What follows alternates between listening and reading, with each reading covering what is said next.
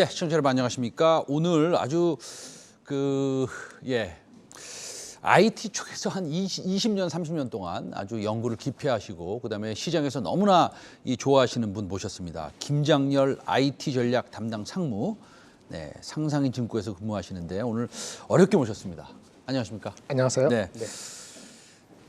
우리 시청자 여러분들이 여의도에서는 상무님을 다 알지만 그래도 시청자 여러분들 개인 투자자들은 상무님 모를 수 있습니다. 그렇죠? 모를 수 있으니까 제가 한번 여쭤볼게요.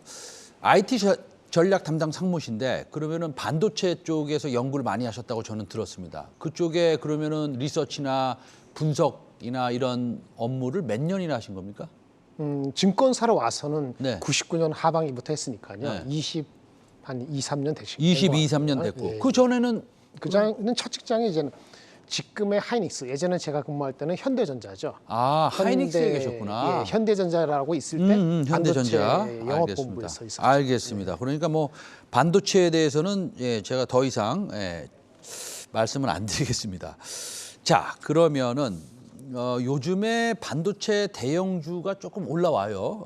근데 제 생각은 이래요. 많이 빠졌으니까 올라오지. 네네. 저는 요 정도 생각합니다. 그거 왜 뭐 있습니까? 네, 많이 빠졌으니까 올라오는데 많이 빠졌는데 그거에 매력을 느끼는 사람이 있었을 거 아니겠어요? 네네. 매력을 느끼게끔 많이 빠졌는데 올라갈 수도 있다는 느낌, 그 네네. 느낌을 가는 계기가 있었죠. 네. 그걸 모멘텀이라는데 어떤 계기죠? 거기에 이제 말씀을 드릴게요. 네. 이제 작용 반작용이라고 제가 이름을 붙이는데요. 반도체가 매크로 불안 때문에 수요가 둔화된다는 얘기가 6월 초부터 있었고요. 그것이 이제는 확인이 되는 과정이 지난 한 1개월 반 정도였는데 그 매크로가 불안하니까 수요가 둔화될 것이고 수요가 둔화되니까 하반기 예측이 점점 내려가고 그런데 그거 앞서서 겁이 나니까 주가는 미리 그걸 선반영해서 이른바 경기 침체라 그래서 많이 내려간 거 아니겠어요. 근데 거기에 대해서 그게 작용이고 반작용은 수요가 둔화돼. 어떻게 하죠? 대책이 있어야 될 거 아닙니까? 반도체 업체 대책, 대응 전략이 우리 반작용이라는데 반작용이 몇 가지 나왔어요. 네. 무엇일까요?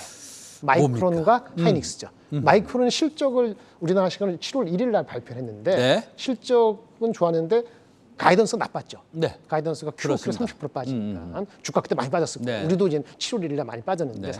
아마 하이닉스가 그때 아마 8만 원대로 진입했던 것 같은데 그 이면에 뭐가 있었냐면은 이렇게 수요가 안 좋을 것 같으니까 단기적으로 우리가 투자랑 그다음에 빗 그로스 성장률을 조절하겠다, 낮추겠다고 얘기했어요. 이게 바로 반작용이죠. 아하.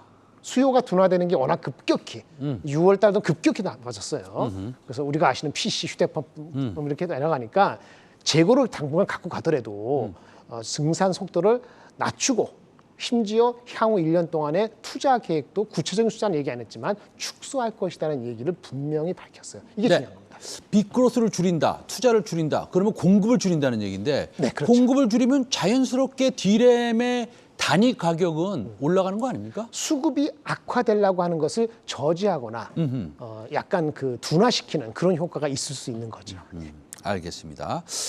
자, 삼성전자 그래서 이제 외국인들도 뭐 좀 관심이 있는 것 같고 그렇습니다. 그러면은 앞으로도 삼성전자 하이닉스가 이제는 바닥을 찍고 돌았으니 지금이라도 조금 예전에 가지고 계셨던 분들 가격이 좀 높을 거예요 아마. 그렇죠. 조금 이렇게 소위 시장에서 말하는 물 타도 된다 이런 생각하십니까? 이렇게 말씀드릴게요. 제가 네. 6월 13일 날 리포트하고 네. 6월 15일 날 리포트를 두 개 적었어요. 네. 그 당시에 삼성전자가 57,000원에서 61,600원. 네. 여기가 바닥권이다. 네네네. 그러니까 이른바 닥터 둠 시나리오가 아니면 네. 그 밑으로 빠지긴 굉장히 어렵다라고 말씀드렸고 하이닉스는 9만 원에서 9만 5천 원대가 리즈너블한 바닥권이다. 네. 아하. 물론 여러 가지 또 수급이 꼬이면 그 이하로 한번 내려갈 수 있는데 한번 내려갔었죠. 네. 제가 지금 말씀드릴 수 있는 건 닥터 둠 시나리오. 신용 위기와 겹친 경기 침체가 세게 오지 않는 한 그 바닥권 이미 갔었는데 다시 그 바닥 이하로 갈 가능성은 저는 매우 낮다. 매우 낮다. 그 바닥은 지났다고 저는 컨피던스를 가지고 말씀을 드립니다. 그런데 네. 문제는 여기서 새로 사느냐, 물타기 하느냐 이런 문제에 있어서는 비중의 문제예요. 여기 포트폴리오에 너무 많이 갖고 있으면 다릅니다. 좀 줄여서 다른 주식을 섞어서 균형 있게 보시는 게 맞다고 보는 이유가 삼성전자 하이닉스가 어닝에 대한 컷이 한 9월까지는 일어날 거거든요. 10월까지는 그 기간 동안에 폭등할 가능성은 또 낮아요. 그래서 올라가는 그 각도는 이제부터는 천천히 가기 때문에 상대적인 밸런스를 봐야 돼서 너무 많이 갖고 계시면 조금 줄이시는 게 오히려 현명하다라고 말씀을 드릴 수 있겠습니다. 알겠습니다. 자, 우리가 그 과거에 저도 이제 뭐 투자업계에 오래 있었고 우리 상무님도 굉장히 오래 계셨고 하는데 미국에서 네네. 재무장관이 우리나라에 방문하는 일이 그렇게 많지 않습니다. 옐런 말씀하시죠. 대통령은 자주 오죠. 예, 서로 방문을 하니까. 근데 재무장관이 혼자 와요. 이렇게 딸래딸래 가방 하나 들고. 그러면 우리나라한테 뭐 부탁을 할 게 있거나 협조를 구하거나 네네. 아니면 같이 잘해보자고 온 건데 거기에 이제 뭐 프렌드 쇼링 얘기 나오고 그랬습니다. 이제 그게 뭐 어떻게 연결해야 되냐면은 칩 4 동맹을 가입을 노골적으로 좀 하고 있는 것 같고 그렇죠. 중국은 뭐 그거 하면 너네 굉장히 손해 볼 거야 뭐 이러고 있습니다. 네네. 우리 유리합니까 불리합니까? 우리가 그러니까 반도체만 보면은 네, 반도체만. 불리하진 네. 않습니다. 아 불리하지 않아요? 불리하지 않아요. 제가 봤을 때는 그 우리가 수출의 거의 뭐 상당 부분을 반 이상 뭐 그거를 중국에 판다고 하지 않습니까? 그리고 실제 삼성도 공장이 거기 있고 네. 시안에 있고 네. 하이닉스도 우시에 있죠. 네. 생산도 하고 있고. 근데 만약에 우리가 칩4를 가입을 했어요. 네. 근데 가입하고 나서 어떻게 그것이 운영되냐에 따라서 중국의 실질적인 대우도 다르기 때문에 아직은 이르지만 흔히 우리가 겁내하는 너네 거 안 쓸 거야 이렇게 나온다면은 그럴 수 있죠. 그럼 우리도 영향이 있겠죠. 그런데 생각해 보시면은 우리가 걔네 그 수요의 거의 대부분 공급할 텐데 네. 우리가 디램을 공급 안 해주면 누구한테 받죠? 미국에 받겠죠. 미국 어떤 업체? 마이크론한테 받겠죠. 마이크론하고 샌디스크. 네. 그렇죠. 근데 안 주겠죠. 그렇죠. 근데 그렇죠. 네. 일단 정치적으로 안 줄 것이고 네네. 그럼 누구한테 받죠? 그럼 받을 데가 없죠. 가격은 폭등할 것이고 네. 예, 방법이 없어요. 일본에서 좀 받을 수 있을지도 모르겠지만 일본도 마찬가지죠. 일본의 LP다라는 거 예전에 있던 것도 네. 그 마이크론 소속이고 네. 네. 방법이 없어요. 방법이. 그래서 근데 우려가 되는 거는 반도체한테 어떤 공격을 하는 게 아니고 반도체 수급 가지고 네. 한국의 다른 분야에 걸고 넘어지고 보복이 갈 가능성이 있을 수는 있죠. 이게 말입니다. 지금 뭐 말씀하시면서 제가 잠깐 생각을 하는 건데 지금 유럽이 네네. 아니 죄송합니다. 러시아가 유럽에 가스 공급을 조금 예, 좌지우지하지 않습니까? 네네. 그거보다도 더 심할 수도 있는 더 심할 수도 예, 있죠. 네. 있는 게 이 반도체라는 제품인데 중국이 눈을 시퍼렇게 뜨고 있습니다. 그러면 우리가 다른 방면에 공격을 당한다면 야 이거 하여튼간 중간에서 이 조절을 잘해야겠는데요. 거기에 대한 답은 저도 없습니다. 이런 일이 없죠. 만약에 반도체가 네. 이렇게 버티고 하는데 네. 우리는 미국 편을 드는 게 칩4로 가는데 네네. 이제 구체화되고 이 중국이 안 되겠다 싶어서 나오는 대응책이 네. 반도체를 안 쓰거나 이러기는 어려우니 그거는 불가능하죠. 다른 섹터, 다른 산업 쪽에 네. 우리를 괴롭히는 여러 가지 방법이 있을 수 있잖아요. 네. 그러면 다른 쪽이 피해를 입거든요. 거기에 대해서 한국 정부가 또는 미국 정부가 어떻게 보상을 하거나 할 수 있을지는 그것이 난명입니다. 예. 알겠습니다. 자, 굉장히 어려운 문제입니다. 예.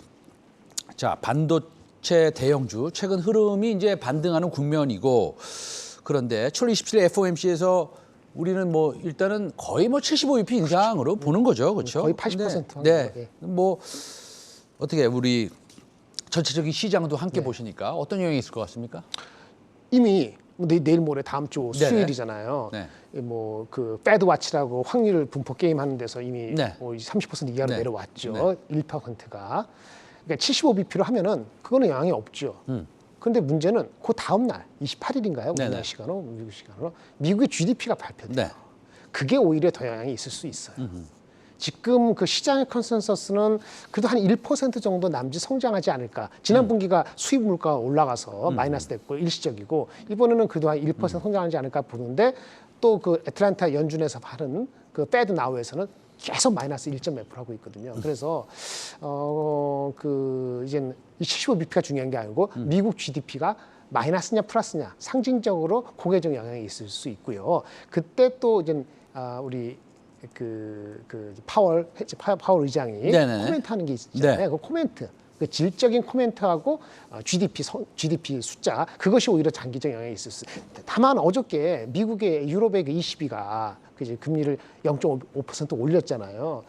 그거는 그나마 한국의 금리 원화가 약세되는 걸 조금 숨고르기 정도로 하는 네. 거는 좋은 거긴 한데 그렇다 하더라도 유럽이 워낙 경제가 나쁘고 워낙 지금 불확실하잖아요. 또 아니요, 그 이탈리아에 노스트림에서 그 가스도 공급한대요. 뭐 잘 되겠죠, 뭐. 그래서 우리나라는 좀 좋다는 거죠. 네네. 그래서 유럽이 금리 인상안에서 달러 강세가 조금 둔화되는 조짐은 한국 시장에 그나마 숨통을 좀 트일 수 있는 정도까지는 괜찮은 것 같습니다. 알겠습니다. 자, 미국의 FOMC 회의 결과와 별개로 네. 말씀을 드리겠습니다. 그냥 우리나라 기업 이익에 좀 네. 포커스해서 말씀드리는데 보니까 올해 하반기하고요, 내년 상반기 기업 실적 조금씩 하향되는 것 같아요. 네네. 하향될 뭐 건덕지가 있나 좀 속으로 생각해봤거든요. 왜냐하면 인플레이션이 내려오면 코스트도 줄어들 테고 그렇죠. 수요가 그렇게 급감하는 건 아직 못 보고 있거든요. 그런데 왜 이럴까? 왜 그렇다고 생각하세요? 반도체는 확실히 수요가 안 좋습니다. 반도체는 수요가 안 좋고. 그러니까 삼성전자 하이닉스 중심으로 3분기, 4분기 실적에 대한 반도체 부분은 메모리는 많이 내려갈 수 있어요. 아하. 그러니까 반도체 가격이 원래 제가 안 올라간다고 얘기를 네네. 말씀드린 것 같은데 네네. 지금 3분기 반도체가 디램 가격 기준으로 한 거의 10%. 그다음에 낸드도 한 10%. 근데 문제는 4분기가 비수기거든요. 4분기가 더 내려갈 수도 있어요. 두 자릿수. 그래서 그런 거가 흡수되는 게 필요해요. 그럼 왜 안 좋냐? 오늘도 사실은요. 그 미국에서 실적 발표를 장 끝나고 발표되겠는데 아마 앵커님 보셨는지 모르겠어요. 웨스턴 디지털이 시게이트가 실적 발표했어요. 실적 발표되고 나서 마이너스 10% 시간 외에서 빠졌어요. 아하. 그 웨스턴 시게이트가 뭐냐? 하드디스크 드라이브 만드는 회사잖아요. 아하. 컴퓨터. 네. PC가 유명한 회사죠. 그럼요. 네. 그 시게이트가 장외에서 10% 이상 빠졌는데 그 PC 쪽이거든요. 생각보다 안 좋아. 가이던스가 안 좋았어요. 가이던스가 다음 분기와 그러한 것들이 반영될 여지가 있어서 PC 뭐 어저께는 뭐 중국 쪽이 6월달에 그 휴대폰이 좀 팔렸다 그래서 좀 좋았긴 했지만은 전체적으로는 그 애플에 대한 수요 정도 하고 데이터 센터 정도 말고는 일반 PC하고 일반 스마트폰은 생각보다 더 나빠서 그 반도체 업체들이 내고할 때 3분기 뭐 늦게는 한 4분기 초중반 그러니까 가을 겨울 초반까지는 가격 내고가 터프할 수 있어요. 그래서 어닝의 컷이 있는 거죠. 그것이 가장 큰 것이 그런데 이게 어저께 뭐 저기 좀 이따 말씀드리려 하시는 것 같은데 현대차 같이 실적이 자동차가 좋잖아요. 이거하고는 사뭇 다른 거고 TSMC 같이 실적이 뭐 영업이익률이 49% 나왔잖아요. 가이던스 이거하고는 분명히 다릅니다. 메모리하고 TSMC하고 자동차는 다르다는 걸 분명히 말씀드려야 될 것 같아요. 네, 우리가 물건을 만들 때 제가 예를 들어서 컴퓨터, PC를 하나 만듭니다. PC를 제가 하나 만들면 상무님, 거기는 원가가 듭니다. 제가 어디 가서 물건을 사와야 돼요. 그다음에 판가가 있습니다. 만들어가지고 그걸 팔아야 되지 않습니까? 그러면 판가는 조금 내려올 수 있거나 올라갈 수도 있지만 지금 원가가 문제가 되고 있습니다. 그렇죠? 기름값이 많이 올라가니까. 네네네. 그런데 기름값이 향후에 좀 내려갈 수도 있고 여러 가지 코모디티, 그러니까 원자재 가격들이 내려올 거라고 우리가 상상하는 게 그렇게 무리가 아니라면 이 기름값이 좀 내려가면 좀 실적이 올라오지 않을까요, 거꾸로? 비용 컨트롤이 되니까요. 당연하죠. 네. 근데 이제 이슈가 있어요. 네. 작년에 우리가 그 유가가 평균 한 70불 정도 되었을 네, 거예요. 네, 네. 지금 엊그저께 좀 많이 빠져서 네. 지금 90불 중반대까지 네. 내려와 있지 않습니까? 수요가 붕괴되는 게 아니고 경기 침체가 아니고 공급이 좀 늘어 어쨌든 간에 유가가 한 80불 초반까지 내려올 수 있다면 어느 시점에 일부 그런 얘기를 하고 있죠. 네네. 그러면 그것이 확인하고 나서 시차를 두고 그거 확인하거나 시차를 두고 3개월에서 6개월 뒤에 수요는 달라질 소지가 있습니다. 가처분 소득에 대한 긍정적인 시그널을 확인하면 예를 들어서 올해 겨울에 4분기에 지금 유가가 한 80불 초반까지 간다고 합시다. 네네네. 순간에 확인하고 나면 그로부터 3개월에서 6개월 뒤인 내년도 봄 정도 됐을 때는 다른 수급 사항이 벌어질 수 있다 이렇게 볼 수 있는 거죠. 현재는 거기까지는 아직 안 보는 거죠. 컨센서스가 이렇게 보셔야 될 것 같습니다. 알겠습니다. 자, 그러면은 그 유가에 대해서 좀 말씀을 드렸고요. 환율에 대해서 한번 여쭤보는데 지금 1,310원이라고 치죠. 맨날 바뀌어가지고 외울 수도 없고. 네네네. 1,310원인데 1,310원도 상당히 부담스럽습니다. 제가 보기에도 숫자 자체가 부담스러워요. 1,300원이 넘어가면. 어저께 미국, 유럽에서 50bp 올렸고 그 서베이를 통해서 하면 그건 서프라이즈였고 네네. 그러면 이제 달러 강세가 뭐 어디까지 갈지 모르지만 뭐 달러 강세가 영원히 갈지 뭐 그건 잘 모르겠습니다. 근데 워낙 약세가 피크아웃 됐다라고 보십니까? 아니면은 앞으로 될 것이다라고 보십니까? 어떻게 일단 보십니까? 7월달 미국 CPI 지수, 그러니까 8월달 상반기에 나올 거 아닙니까? 네네. 그다음에 뭐 바이든이 뭐 저기 사우디 말아서 증산을 성공 못 시켰지만 혹시라도 오펙 플러스 회의 8월 3일 날 있죠. 8월 상반까지 지켜봐야 돼요. 그래서 그것이 여하이 잘 돼서 그러니까 우리 희망처럼 증산도 하고 CPI 지수도 조금 근원 내려오면은 그럼 어떻게 되죠? 그러면 지금 금리 인상 다음 주에 75bp 하고 나서 8월 달 쉬고 9월 달 가잖아요. 그러면 그런 시그널이 8월 초에 잡히면은 9월 하반기 우리 추석 다음에 있는 FOMC에서 금리 인상을 50 이상 안 가고 좀 낮출 수도 있거든요. 그 시그널이 잡히면은 그러면 8월 중순부터 미국의 달러는 지금 달러 달러 뭐 0.807일 정도 타는데 그것이 분명히 내려갈 거예요. 근데 그거 확인될 때까지는 아마 좋게 보더라도 한 2주, 3주 걸리니까 잘못하면 그게 확인이 안 되면 9월까지 기다려야 되고 그래서 8월 중순에 한참 더울 때 그 미국의 달러가 좀 분명히 약세로 전환되는지 여부는 그때 확인할 수 있게 될 것 같아요. 알겠습니다. 그러니까 이거네요. 자, 6월 달에 CPI가 9.1% 나왔어요. 네. 자, 7월 달에 CPI 나오는 것은 8월 초에 나옵니다. 네. 만약에 자, 8월 초입니다, 지금이. 네. 그래서 이제 7월 달 데이터가 나왔습니다. 8.2로 나왔어요. 훅 떨어졌습니다. 그렇죠. 그러면 금리를 올리는 속도가 조금 낮아질 수 있지 않습니까? 그렇죠. 네. 그러면 우리나라 환율이 네. 가치가 강해지겠네요. 그렇죠. 아, 그렇게 되겠네요. 그럼 1,300 이하로 갈 가능성이 있고요. 아하. 그러면 외국인들이 그 수급에서 우리나라 주식시장에서 좋아질 가능성이 있는 거죠. 알겠습니다. 우리 시청자 여러분들도 그 정도 느낌으로 공부를 좀 해놓으시면 좋을 것 같습니다. 자, 이제 제일 중요한 시간으로 넘어갈게요. 예, 우리 시청자 여러분들은 어떤 종목을 사야지 어떻게 수익을 올릴 수 있는지 이거에 포커스를 하시는 분들이라. 네. 자, 상무님이 제시하는 포트폴리오 전략 궁금합니다. 전반적으로 한번 보고요. 네네. 그 다음에 거기서 좀 특이 종목 언급하실 거 있으면 한두 종목 언급하고 마무리 짓도록 하겠습니다. 자, 어떤 종목으로 포트폴리오를 짜야 되는지 한번 보여주시죠. 아, 포트폴리오 전략 나옵니다. 이 빨간색으로 나온 것도 있네요. 빨간색의 의미도 좀 이따 말씀해 주시고요. 자, IT는 삼성전자, SK하이닉스를 위주로 해서 대덕전자도 있네요. 예, 자동차, 현대차, 기아차, 조선, 현대중공업, 뭐 금융, KB금융, 신한지주. 스몰캡에 관심이 많아요, 개인들이요. 네네. 그렇죠? 이제 작은 회사들이니까 엠로, 동은아나텍, 휴비츠 이렇게 돼 있는데 여기서 한 두 종목만 한번 골라보고 왜 우리가 관심을 기울여야 되는지 한번 판단해 볼까요? 네. 대형주 중에서 하나 먼저 골라주십시오. 대형주 삼성전자 하이닉스가 네. 많이 빠지면은 한국장이 안 되는 거기 때문에 네. 스몰캡도 볼 필요가 없어요. 그러니까 이렇게 보시면 되죠. 네. 미국장이 움직이는데 네. 우리가 미국장보다 확실히 언더퍼폼 세게 한다. 삼성전자 하이닉스 중심으로. 예를 들어서 네. 마이너스 3% 간다, 2% 네. 간다. 그러면 삼성전자 바이온 위크니스 먼저 하셔야지 네네. 하이닉스 다른 거 보실 필요 없다. 네네. 그래서 제가 삼성전자 하이닉스를 계속 보는 거고요. 네네. 전저점까지 다시 가지는 않을 거니까 네.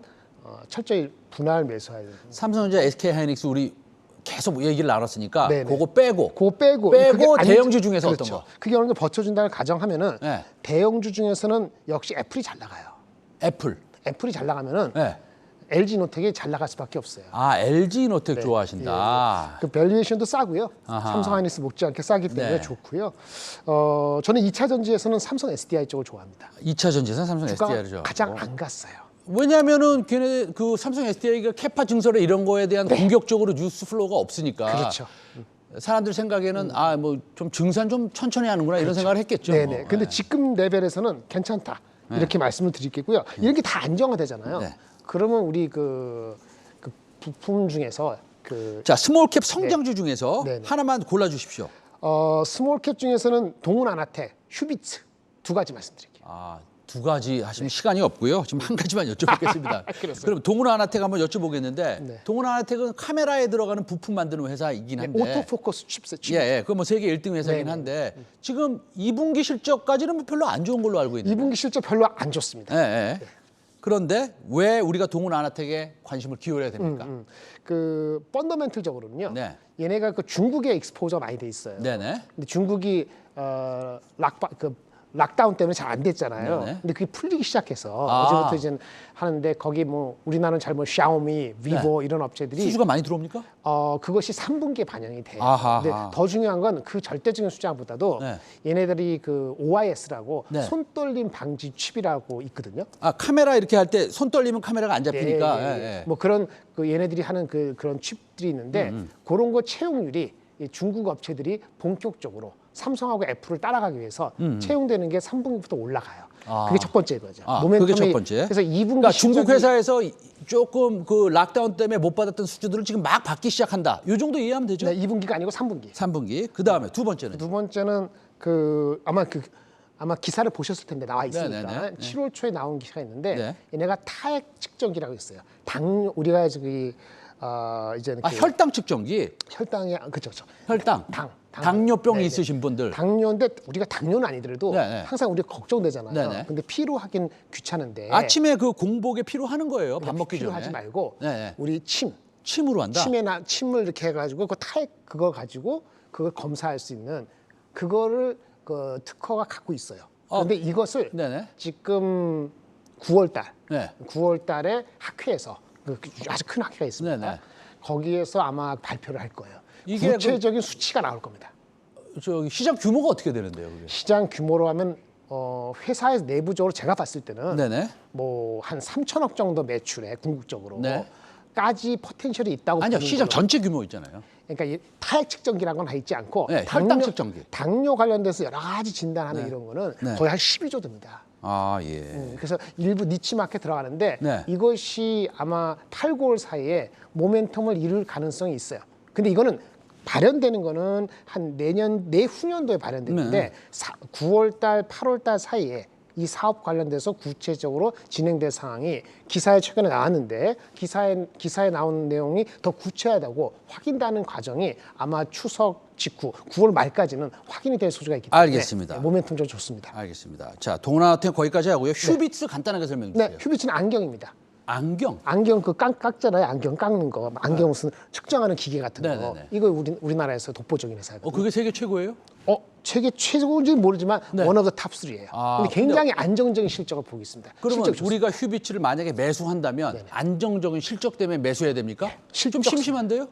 괜찮습니다. 이게 근데 문제는 여러 나라에 판매되고 있는데 네. 얘네가 지금 상하이에도 법인이 있거든요. 네네. 상하이가 락다운 됐잖아요. 네네. 그거 효과가 나쁜 효과가 있었음에도 불구하고 실적이 좋거든요. 이게 풀리기 시작하잖아요. 그러면 원인이 생각보다 더 잘 나올 수도 있어요. 하반기에. 알겠습니다. 주가가 충분히 반영되지 않았기 때문에 다운사이드 리스크는 제한적이고 업사이드는 장기적으로 굉장히 좋다. 안정적인 회사라고 말씀을 드릴 수 있겠습니다. 자, 포트폴리오 한번 다시 한번 보여주시면요. 우리 그 김장일 사모님께서 얘기하신 게 삼성자 SK 하이닉스는 뭐 그냥 항상 우리가 가지고 있어야 되는 거니까 삼성 SDI하고 LG노텍하고 동훈 아나텍하고 휴비츠 요게 조금 강조를 좀 하셨습니다. 여러분들도 매도의 추천이 아닙니다. 여러분들이 공부하시고 여러분들 판단하에 종목들을 갖다가 매수하시게 된다면 분할 매수로 천천히 하시는 것이 안전하다라는 거 다시 한번 강조드리면서 오늘 상상인 증권의 김장열 IT 전략 담당 상무 모셔서 정말로 여러 가지 많이 들었는데요. 특히나 반도체 관련해서 우리가 어떻게 액션을 취해야 될 것인지에 대해서 어드바이스를 많이 구했습니다. 오늘 말씀 감사합니다. 감사합니다.